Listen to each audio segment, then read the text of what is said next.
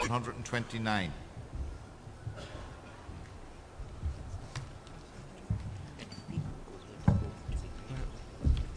Good morning. I want to speak today about construction workers and the effect and actions, the actions and inactions of this government is having on them. I'm speaking today mainly about young men who made builders' plans a reality during the Celtic Tiger years. This government could find tens of billions of euro to bail out those builders, but for the workers, well, there's no bailout for them. Many of them are now unemployed, and the government has spent little time and even less money in trying to help them out. In fact, this government has gone to those self-same workers and forced them to help with the bailout of their former bosses. Their welfare payments are being redirected to NAMA and Anglo-Irish Bank. So now it's social welfare officers for building workers and corporate welfare officers for their former bosses. And many of these workers were young men who were learning their trade. The reward for the hard work they were putting in to set themselves up for life is to have their job seekers' payments slashed. And this is a particularly cynical measure that bears all the hallmarks of political management and none of the hallmarks of good governance. The male unemployment rate is around 40% among 15 to 19-year-olds and 30% among 20 to 24-year-olds.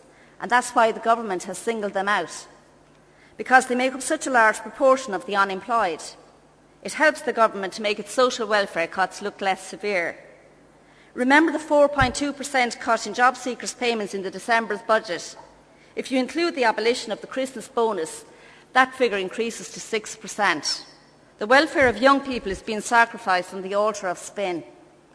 The Construction Industry Federation estimates that by the end of this year, 300,000 workers in the sector will be unemployed, and that's 75% of all construction workers compared to 2 years ago. Many of them will be people who find themselves having to live on €100 a week. But it doesn't have to be this way. Many construction workers could be earning money supporting the economy and building a better and more competitive Ireland. The Labour Party is committed to making this happen. Labour wants infrastructure spending geared towards the projects that generate the most work. Labour wants over 20 billion set aside for a jobs fund to stimulate employment creation and protect employment. We also propose measures to help employers reduce non-labour costs so they can retain their staff, and we propose incentives for them to hire more workers. We also propose more training and education places.